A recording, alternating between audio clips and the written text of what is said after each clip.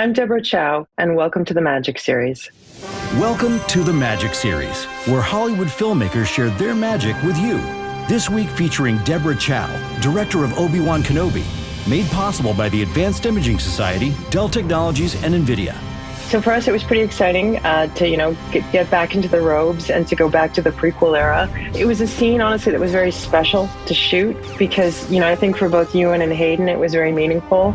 And it was such a weird feeling, I think, for them to come back and to have lived through this 20 years ago and then come back and then they're dressed in the same costumes and whatnot. This was also shot in StageCraft. So getting to create this world, which I did very much with Doug Chiang, is that, we're obviously back in the Jedi Temple. And so we're going right back to things that, we're trying to pick up from the prequels and everything that George did, during that period.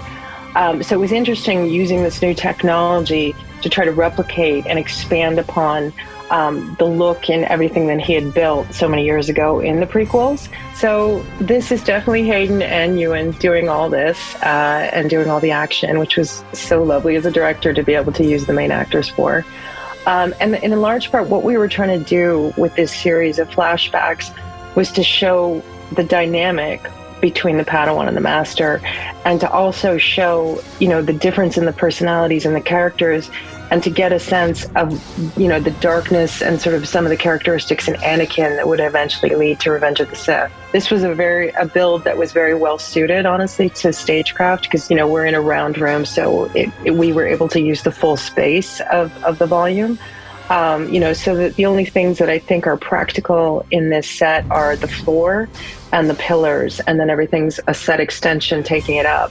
But the great thing about using StageCraft on a scene like this is that everything you're seeing of Coruscant out those windows is in camera. There's a little bit of visual effects cleanup and extending things, but for the most part, it's all there.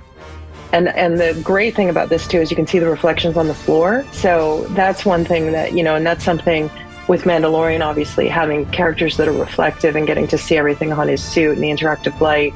But this was a build, I think, that really showed off the volume very well because we didn't have to do any cleanup on that floor. The Magic Series, presented by AIS, Dell Technologies, and NVIDIA. Look for more episodes of the Magic Series, coming soon.